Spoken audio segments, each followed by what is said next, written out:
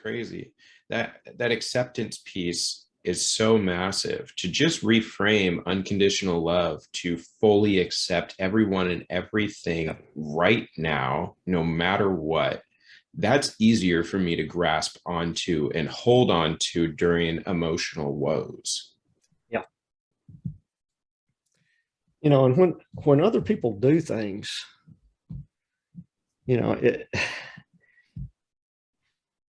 stepping back from that, and this, sometimes it's not easy to do, but learning the technique of stepping back in a type of detachment that's actually unconditionally loving, where you step back and allow that person, even if they're going to be a dumbass or whatever, if we want to call it that, you know, if they're going to be that way, to be that way, that it's Totally. okay. And the challenge is working with people who are really important to us in our life and being able to move ourselves to that level of being and love where we can let go and know that everything is okay and will be okay, because we're infinite. I mean, folks, when they throw us over in the hole or whatever after this, we're all going to be sitting up there having a party.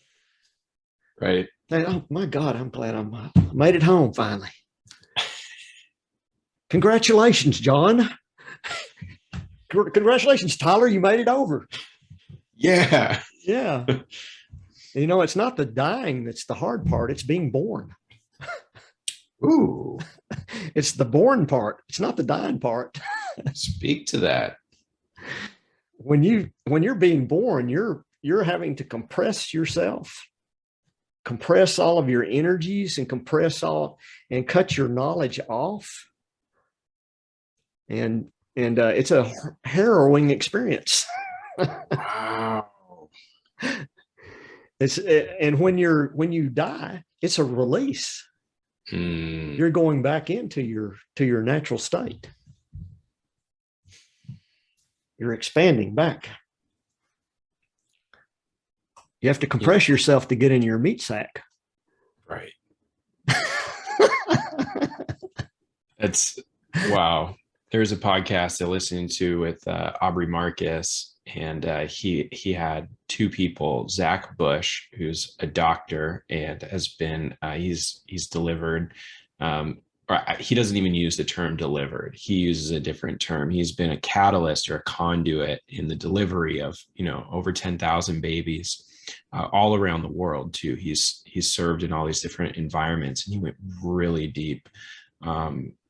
This episode probably came out in January or February. I'd highly encourage anybody interested to look it up. And then there's another person that was on there. He has what's his name? Charles Eisenstein. And he has a whole concept around a more beautiful world that we know exists, right? And I'm probably paraphrasing, but their interview, they actually ended up, the metaphor was around the birth canal. And it's exactly what you just described. Mm-hmm. It's so fascinating and such a power-filled experience. And like quite literally physiologically, the pressure of all of that energy, the conduit that it takes for a woman to be able to actually, you know, leverage all of that energy as a vessel. And then there's the amniotic fluid, and there's a sense of limitlessness inside. And then the baby gets to a point where there's actually constriction. They can feel the edges, and it's like, oh, what's going on here? And then the birth canal is beginning to be ready, right? And then in order to get through there's this push. One of the things they talked about is how C-sections have become so common. And, you know, no shade, right? It is what it is. And I imagine it's harder on the body in some ways and easier in others. But that first experience for a soul to actually go through that process, it was like, what could we be actually taking away from these beautiful souls that are going into this incarnation by not going through the birth canal, by not experiencing that tunnel and the pressure, and then this expansion of going from fluid to terrestrial, like. Yeah.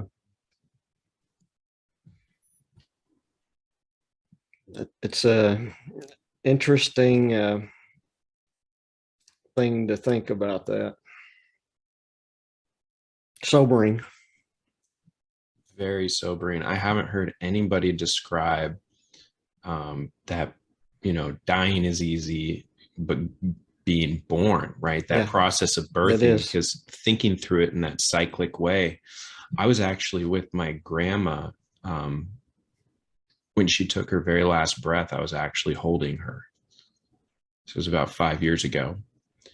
And we had a bunch of family. It was up in Seattle, where she was from. And we were all like celebrating. We were watching sports. She was a big sports nut, loved the Washington Huskies, and we were watching Blazers. I'm from Portland, so Portland Trail Blazers. And it was so much fun. And then everybody left. And it was my mom and I that were there. I believe it was just mom and I that were left. My memory might be not serving as well right there, but I was holding her, and I was just telling her I love her, and then just, and it was so, like, it was not gratifying. It did not feel like positive energy. It was this massive release, and I didn't know what to think or feel. Mm-hmm. It was so powerful. And then my aunt was like, "Hey, what was it like?" And when I shared with her, I felt the beauty of the transition that my grandma got to experience. And it wasn't until after that it was beyond my scope of consciousness or awareness. Right. And then yet, I think in hindsight, how many times over the years that literally I've connected with her and communicated with her, that I've had, I've asked for her support or love or guidance. And, there's all these little paradigms that we have. Oh, you've got to follow this set of rules, or, you got to believe this set of things in order to have this set of outcomes. And yet I'll bet if every person listening is honest with themselves on a deep level, that they've had intuitive experiences with souls that are no longer incarnated here, just whether or not there's a listening or a desire to connect in here.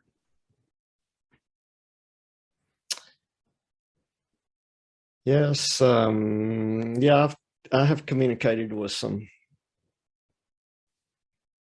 folks on the other side, and it's interesting because they've gone back into their truth. So you're speaking to a soul. They can see everything too. So you're speaking to a soul that is the soul that you knew, but they're much more loving than they were if they weren't a loving person. Or if they were a loving person, they're even more loving person than they were. And there's a lot of forgiveness. I've contacted a lot of people who were in my life who have passed over that I did some really bad things to. And I've been thankful to be able to do that and reconcile differences between myself and them, and tell them that I actually do love them, and don't hold them responsible for anything they did to me. And please don't hold me responsible for anything I did to you. Right. I didn't mean to. It was, and anybody can do that, by the way. Whether you can hear that soul or not, that soul hears you. Period. And you can ask for reconciliation. You can ask you can send them love. You can ask for love, and they hear it. Wow. They know what's going on. So it's the same as an incarnated spirit. If you're working with an incarnated spirit in meditation, you can do the same thing with someone who's passed over. All right. New stuff to focus on. The other Well, thing, go ahead. one little thing here before we wrap up. You were talking about energies coming in and people not realizing that they were getting an energy till later, that type of thing. And that's really interesting because I'm sending energy to some folks and they're picking up on it, but it's at some time later. Right. And, and some people are instant. Some people text me and say, "Hey man, is that you?" I'm like, "Yeah, it's me."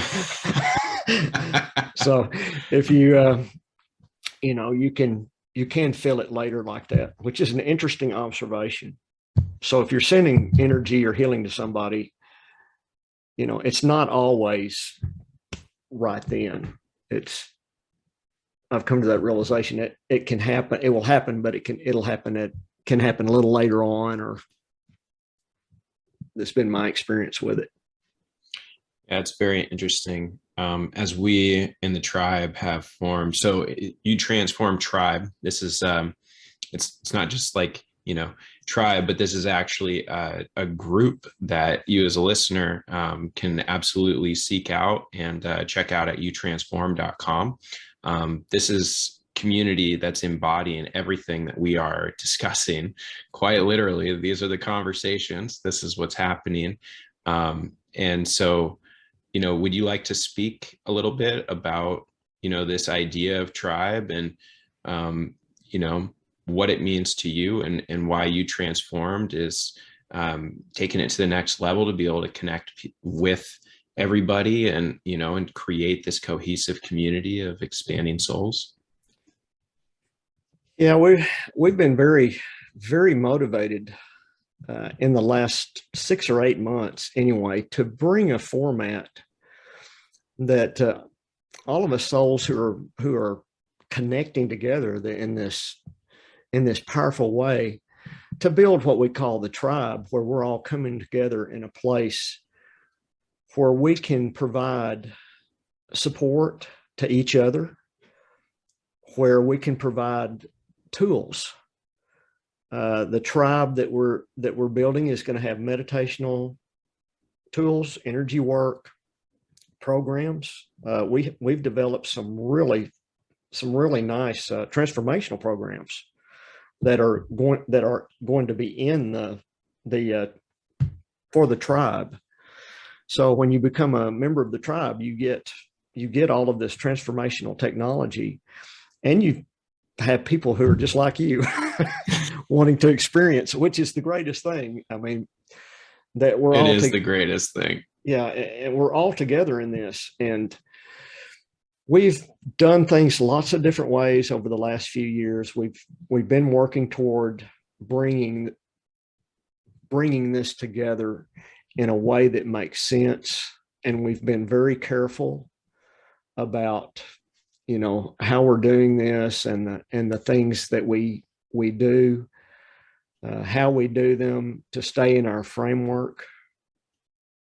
And this You Transform tribe is the combination of actually a first step in bringing this together in a much bigger way, where we can not only have local, we have local meetups, but we can have a world connection where other people from anywhere in the world can come into this online system and get training on these modalities and things that we're using, and support.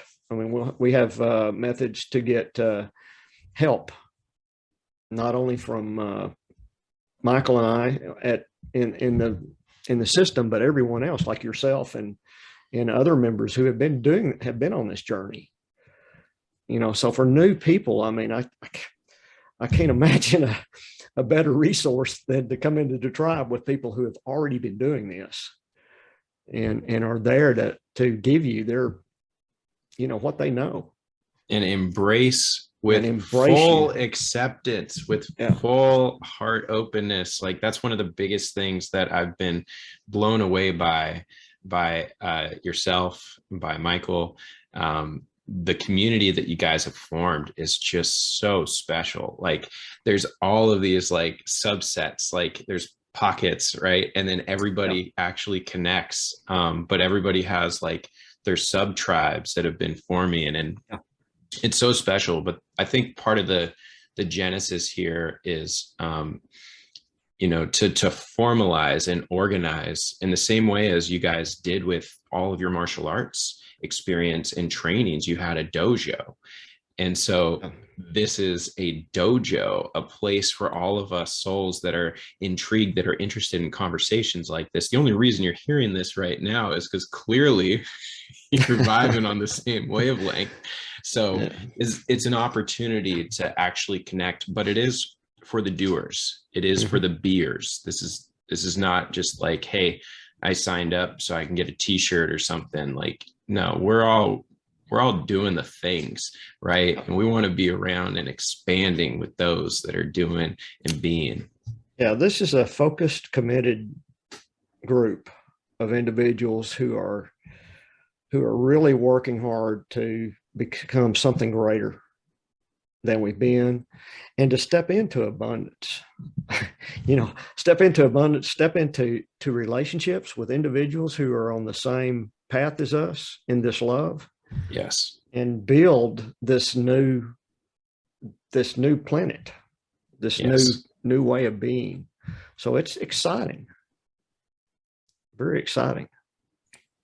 Very exciting. The groundwork is laid, and the whole thing's rolling out very soon. So as you're listening to this, it will probably be available at youtransform.com. You'll be able to learn more. Feel free to leave comments below any questions that you have, any curiosities. And then would you also like to speak about some of the events and how that cadence is rolling out, starting with the Purity event coming up here in May? Yes, we have the Purity event, which is a deep dive into modalities and how to use these modalities, meditation, energy work. We're going to be breaking things down and giving the technology of how we build these meditations, how we build energy work, healing modalities, and get really involved in that and go really deep. This is going to be a very deep session. And we have another event in real quick. June. What were the dates? Oh, it's May 21st and 22nd. Wonderful. And for the Purity event, it's online also on youtransformed.com. Yes. And that one's very limited space. Yes, it is. It's an overnight. It's actually taking place at your property. Yes. Thank you for hosting. You're welcome. And it is limited space, and we're approaching, I think there's a few spots left. Then we have we have an event in June. I think it's June 18th and 19th, which is about relationships, where we really go in deep on working on conscious relationships, being conscious, how to have a conscious relationship, how to navigate relationships, and create stability and respect in your relationships, which is a big thing. You can have a relationship that's not a relationship, but you can, if you want to commit the time to a relationship, you can turn a lot of relationships around and build it into a trusting, respectful relationship. And it does take effort, but we have the technology for it and can do it. So after all, we are all just floating ships over here in relationship. That's right. We're two separate sovereign individuals. It's a relation of ships floating together. And after all, a rising tide raises all ships. That's right. And we have another event in October, and that's not specified yet on the dates, but we're rolling these events out more frequently. We may even have one before October. It just, we're just May. going to, well, Come on. we're working toward having monthly events. We're actually talking about expanding one of the upcoming events to a 3 or 4 day retreat. I support that completely. Yeah, which would really be deep diving, which I would love to do. It's very important. I mean, I've Yeah. gone to as long as, 7 days, like Date with Destiny with Tony Robbins, relationship trip with Tony Robbins. Those were 7-day experiences, and they're, 10 to 12-hour days, sometimes 14-hour days. And I mean, you just rewire everything. Like it's so fun and energetic and, curious and introspective, and like all the, because our consciousness comes into coherence, Right. and we entrain and up level that consciousness together to a point where like you just leave with so much more energy. Maybe you're physically tired, but your energetic vessel, your energetic body is just explosive. And then it's integration, and that's where the tribe comes in, right? That we're constantly together and connecting and additive with energy. Yeah, our whole plan is moving out into that, what you're talking about, into like a 7-day retreat.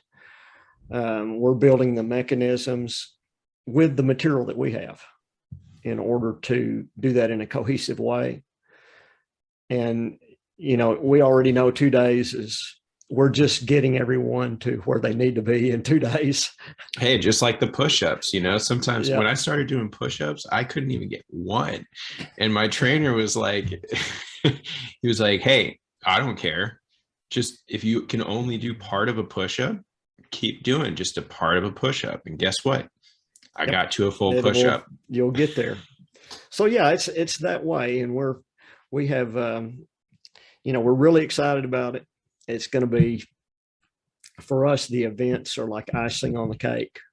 I mean, and you've experienced on my events. I mean, I just love the events. I love all of it, but the energy in the events is very palpable. Yeah, there is nothing like it. Like, yeah, the connective experience, the co-creative energy, the up-levelment, the different souls, like getting to meet people from all over the world and all of their individual journeys, but yet we're all attracted to a same, unified mission. It's just incredible. Like, and I think to let everybody know a little bit more about it is we do have a structure, which is know, align, and create. No, align, and create. And within this is this probably what's a little different than some of the other events that are around, is this technology that I'm using about the energy and connecting with the energy and using this energy and delivering it and working back and forth in these co-creative environments together in this meditative group. So we're probably a little bit more oriented in everyone becoming more interactive in their meditation and what they're doing with their energy, and being interactive in this co-create. It's all about this co-creative thing, us coming together and co-creating something, in which other event, Dr. Joe does some great work. Joe Dispenza. I love some of his stuff. Absolutely. Most of his stuff. In fact, I like Dr. Joe. Technology is similar in lots of places and differs a little bit in some of my learning of the intention and attack, if you want to put it, of the energy, using the energies. So. Yeah, buddy. Well, what's some amazing part of all this is that we are all a fractal, or a sliver, a speck of experience of all that is. And so we all have these unique abilities and unique takes on essentially what just is. Mm-hmm. And the isness is constant, and yet we are the experiencers of change, right? So it's so fun to yeah, just to be a part. And, I personally have benefited tremendously from your practices, your teaching, your mentorship, your friendship. Like, it's so fun. Like, I get more and more energy, every time that I connect with you. And, now that we've established, a meditation rhythm, right, with our tribe, it's just so amazing. Because when I actually clock in at 10 p.m., just kind of the agreed upon time that we like to align and meditate together, I notice the energy, it feels more expansive. But yet, even so, like today, I did it at noon, and yet I did feel massive connection. And this is a 38 or 40-minute meditation. Like, it's a very solid, like, commitment, right? To be in that space. And even though my world's been incredibly busy and felt very hectic, it was very nice to be able to just tap in and feel like the energy bubble that exists there is growing, right? It's easier and easier to connect, that sense of purity and love and the one-heartedness. That's it. It's the one-heartedness of the tribe that is growing. Thank you, Joda. Well, I'll have a task for you at 10 o'clock. Okay. I'm going to specifically target you tonight. And I target you every night anyway, but I'm telling you so you know Okay. I'm targeting you. So I want you to sense and feel. Sense and feel. And I'm going to target your heart, and I'm going to target your crown chakra. Thank you. So you know to sense and feel. So when you feel these little things, you can bring this into your awareness that's the connection, and lock into that. I'm going to do the same. I'm also going to Thank you. send my energy directly to your chakras. I've been, again, this is all around consciousness, right? Because as I've been entering in, just going into an interactive state of being and expressing out loud, like literally, as you say the words out loud, I'm mirroring that. And I'm making sure that I'm wearing my blindfolds and my noise canceling headphones, so that I can feel the resonance. I feel like, when am I dropping into tonality that is vibrating my body into alignment? So it's just fun. Like, new state of being, fifth dimensional. Here I go at, in my layer stuff. You're going into a new layer of consciousness that that has these abilities to do that. And you no longer have to go into these deep meditations to do them, because it is becoming an experience of the state of being that we're going to be in this new. It's not new for us. We're already there. We're just bringing up more of it online. Yes. Wonderful, sir. What a blessing you are. Thank you. Thank you so much for being who you are. Yes. Thank you. And look forward to the next episode of Consciousness and Coffee. Yeah. On that note, I thought about it, because it was consciousness and coffee is what we had said. And then the words that you chose were consciousness over coffee. Yes, consciousness over coffee. And guess what? The epiphany hit. That's exactly it. We don't need stimulants. We don't need anything external. And so the metaphor consciousness actually is over coffee. And we're having our coffee. That's right. Oh, well, it was great to be with you, and I look forward to the next one. Sounds good. Love you, brother. Love you too. Live long and prosper.